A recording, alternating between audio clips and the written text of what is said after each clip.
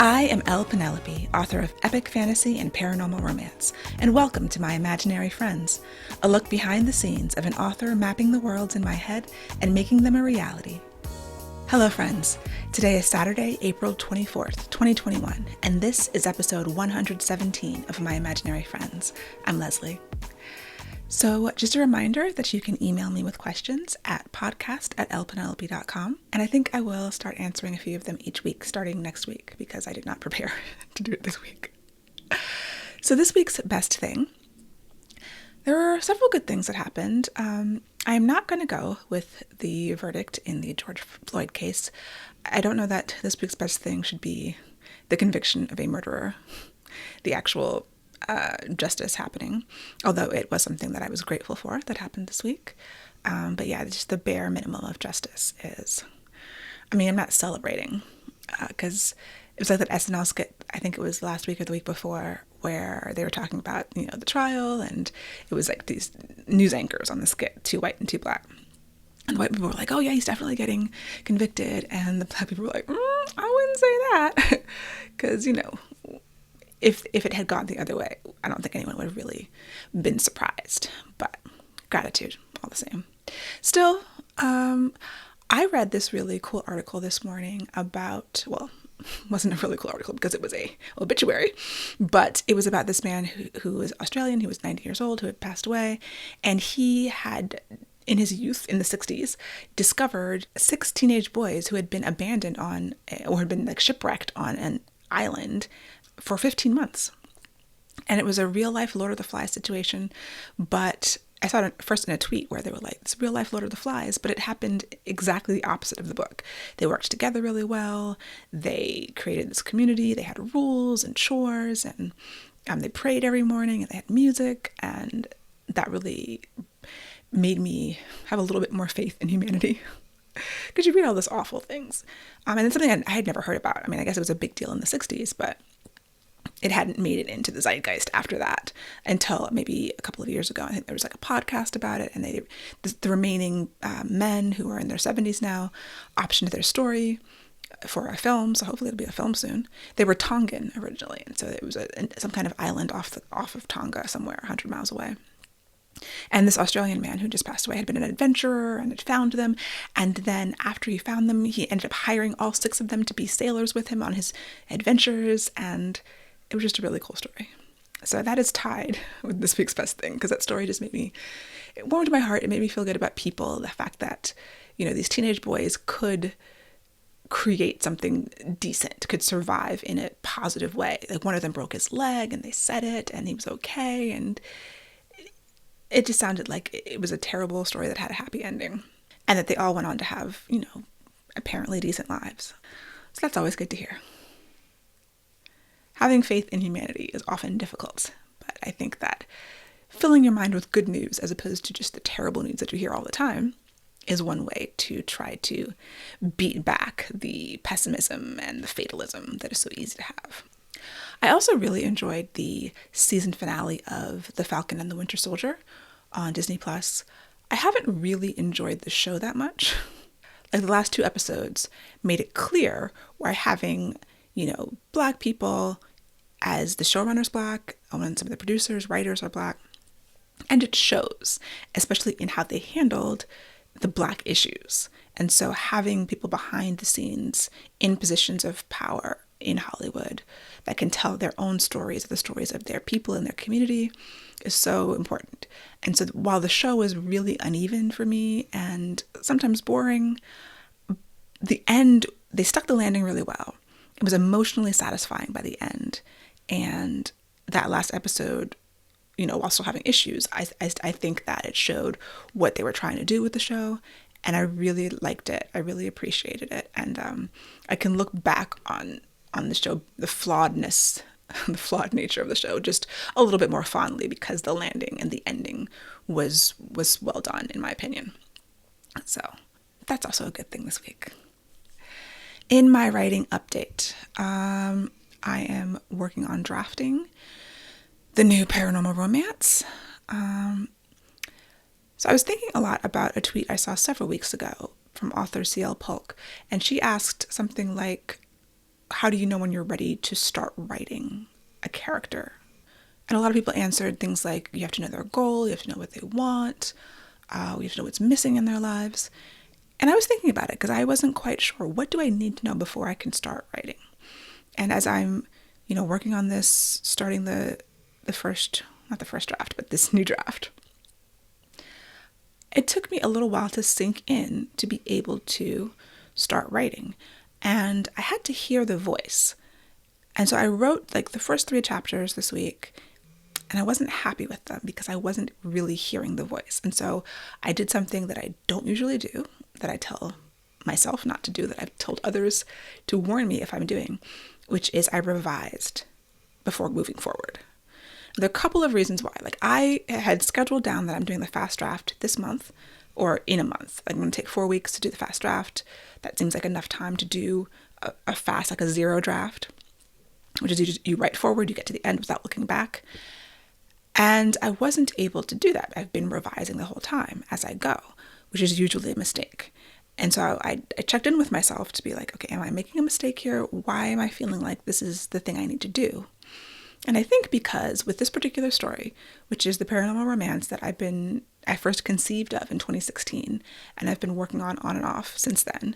I've had several different drafts, very different ways of going. But I've had the core story in my mind, and the core of the story hasn't changed, while everything else around it kind of has. But because I've written it, I've written a full fast draft before, and I know that it is a mistake to go back and look at those words.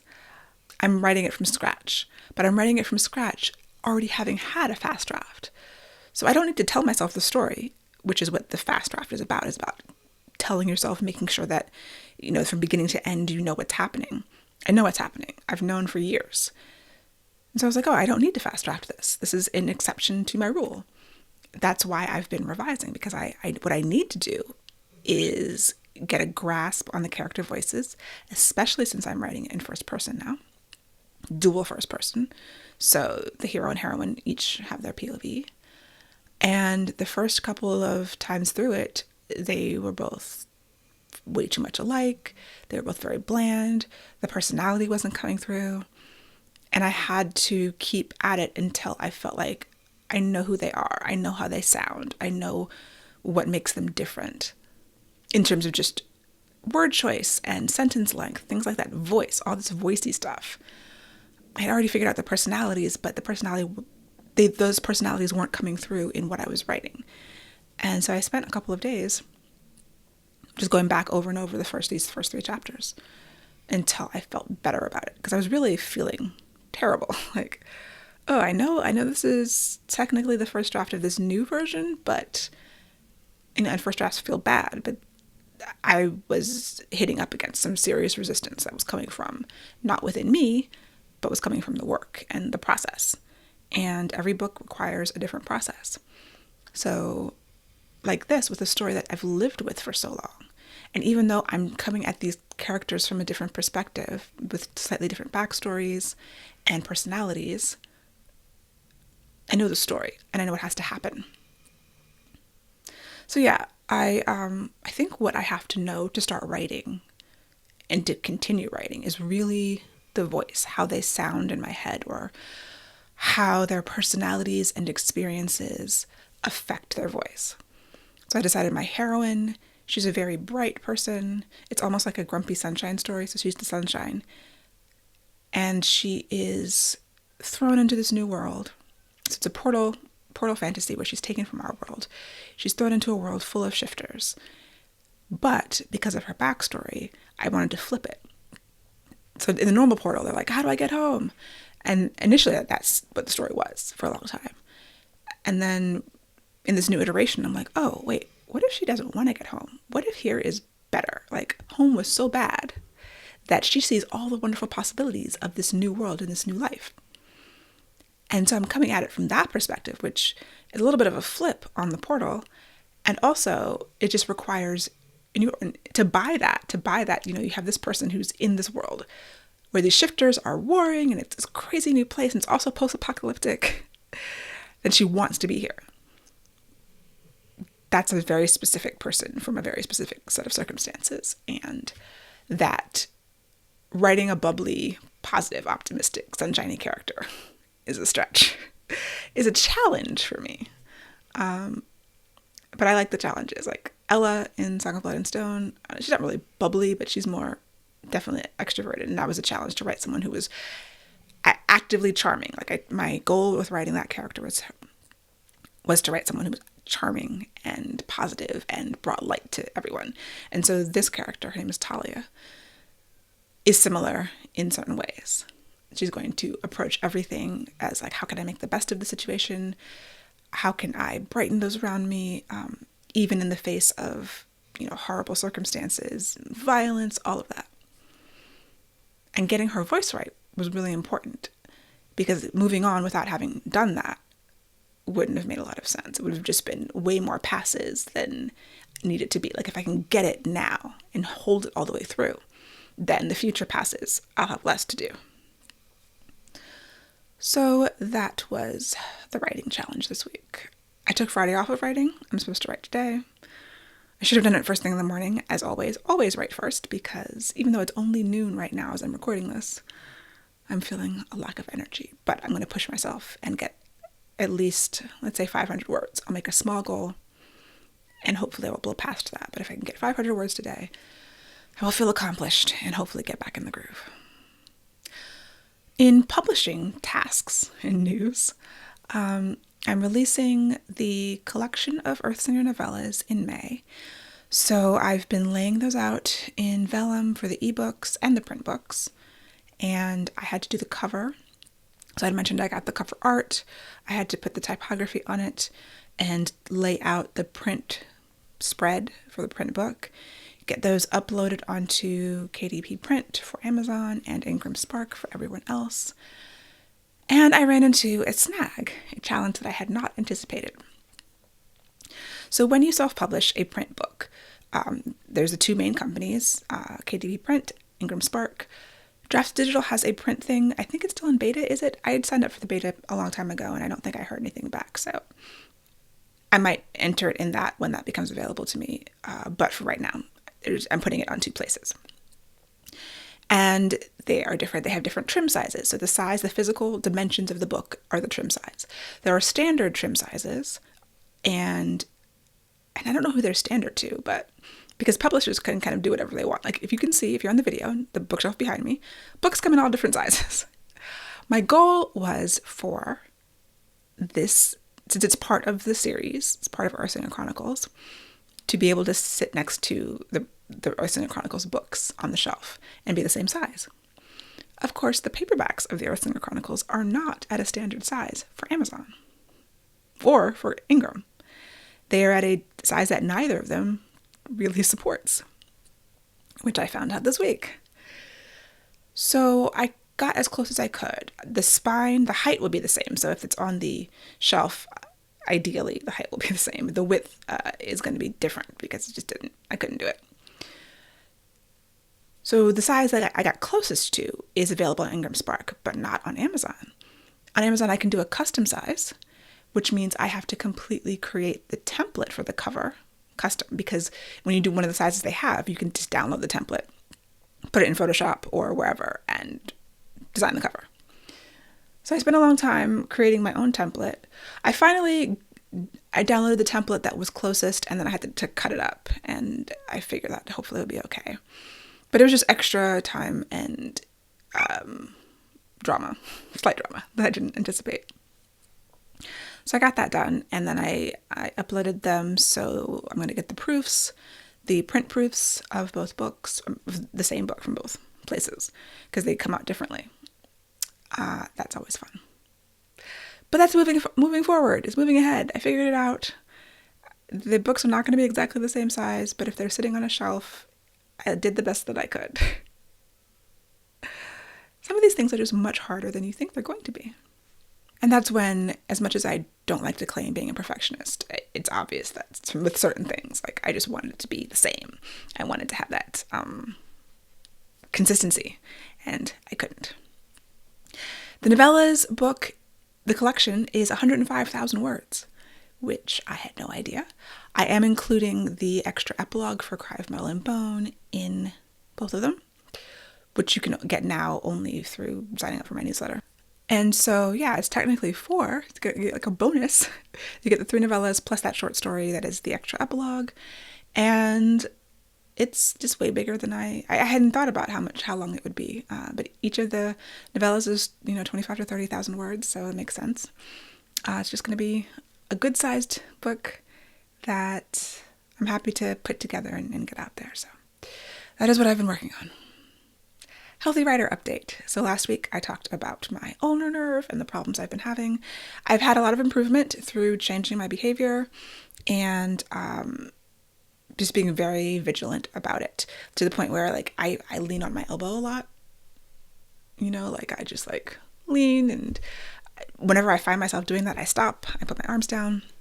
So I haven't had any numbness in my hands, and I haven't really had any numbness in my elbow. It still feels weird, like it's still an issue that's a strange tingly feeling, but I do think that I've gotten a lot of improvement. So that is very relieving. Just got to continue to do that, continue to take the breaks, monitor my position, and probably spend less time on the computer. I really do want to reduce my workload a little bit. I think that's important for my physical health and my mental health. And so, yeah, I'm going to be looking at ways to do that. I don't want to write any less, so it's going to have to come from the work side. And hopefully I can increase my income with the publishing to replace making fewer websites. I think I'm going to tell some of my clients that this summer, no new sites. I'll do maintenance. I'll continue, because I have a lot of maintenance, and maintenance is a big part of my business too. But whenever you make a new website, then you're going to maintain that one, and it adds to the maintenance concerns. And one of the reasons why I was so busy a few weeks ago was that one day I got 3 emergency maintenance issues with 3 different websites. And you never know when that's going to happen, but if you have more clients than you can maintain, then that's a problem. And technically I'm not taking new clients, but I haven't been doing that for years, and I still kind of do here and there. I was like, oh, that sounds interesting. Or I only take projects from existing clients, not new people. But anyway, I'm trying to make a better balance so that I can maintain my health and do the things I really want to be doing. I still enjoy making websites. I enjoy the challenge of it, and I like a lot of aspects of it. But I want to be able to continue doing this for a long time. So something has to give, and I don't want the writing to give, because I do like that more.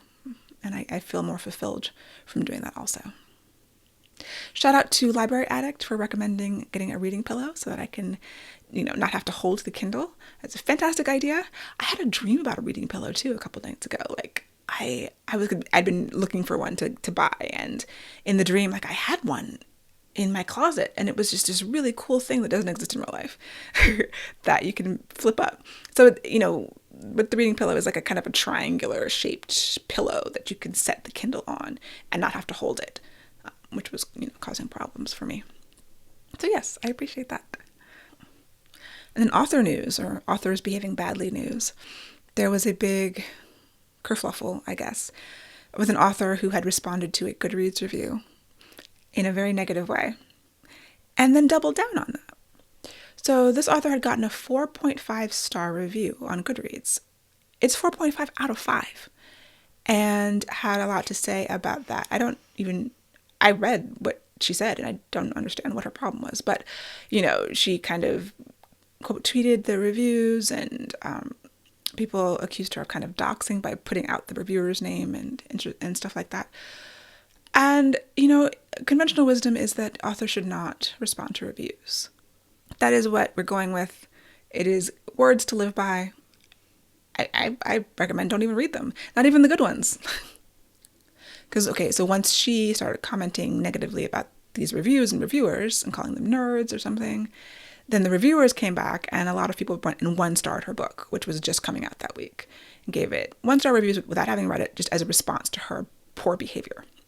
And she responded and kept doubling down in increasingly disturbing and volatile ways, like comparing it to rape and Nazis or something. It was very bizarre. But why I mention it, other than just ignoring it, is because there is something buried within this. When someone does something that you don't agree with, is it okay to 1-star their book? Like, is the response to the author's bad behavior to bring the reviews down artificially? Because that happens a lot. I think it's, sort of people exercise the power that they have. And so a reviewer's power is in the reviews. And people often, without having read the book, not as a commentary on the book, but as a commentary on the author, bring those reviews down. Is that right? The author's perspective, from what I understand, to the extent that I understand it, was that I don't have to be nice. Like, I don't have to behave in a way that you think is acceptable. And regardless of how I behave, I don't deserve for my book to be 1-starred. I think that was my interpretation of it. And it became sort of a feminist thing, like, why do women have to be nice and, conform to your expectations? Why do we have to be decent? If a man was doing this, would it be different? That kind of thing came into play. And I was like, wow, that's a place that you can take that. So the kernel of question of, that I have is like, is the practice of expressing your dismay or displeasure with an author by rating their book poorly, is that an ethical use of your reviewer powers? I mean, like I said, people use the power that they have. At the end of the day, Goodreads is for readers. Reviewers are for readers and not for authors. And a reader has a right to monetarily support authors, like whoever they want, and to know if they're monetarily supporting someone who has viewpoints that they believe are abhorrent, who has behavior that they believe is abhorrent. We all speak with our dollars. So yeah, that's an interesting question to be had. Like, when the review isn't about the book, it's about the person. The whole idea of separating the art from the artist. And there's so many artists who behave badly or criminally that we have the choice whether or not we support them. Like, will I buy an R. Kelly record? Of course not. Absolutely.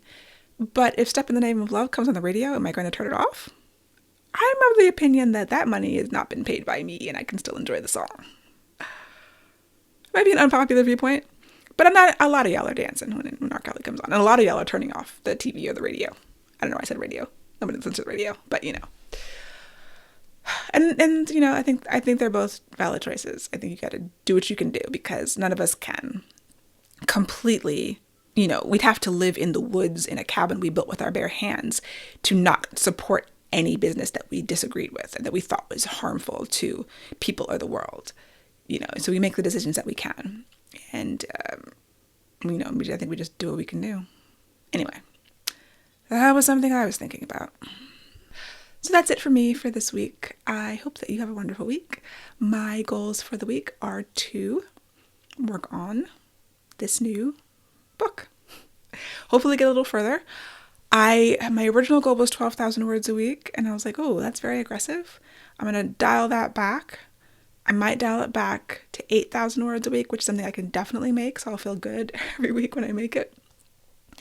Like, really 10,000 words a week. But I'm still assessing my energy level and assessing how things are going, and my emotions about it are all over the place. And I think once I really feel like I've really dug down and got the voice, I'm much further along. I haven't read it in 2 days. So when I read it again, we'll see how I feel. But yes, somewhere between 8 to 10 to 12,000 words a week will be the goal. And follow my schedule, keep up with it, do the best I can do. So we'll see how I do next week. For episode show notes and to sign up for the Footnotes newsletter and get the show notes in your inbox, go to myimaginaryfriendsshow.com. Subscribe wherever you get your podcasts and watch the video episodes on YouTube. I would really appreciate a rating or review to help support the show. And My Imaginary Friends is part of the Frolic Podcast Network. For more fantastic podcasts, go to frolic.media/podcast.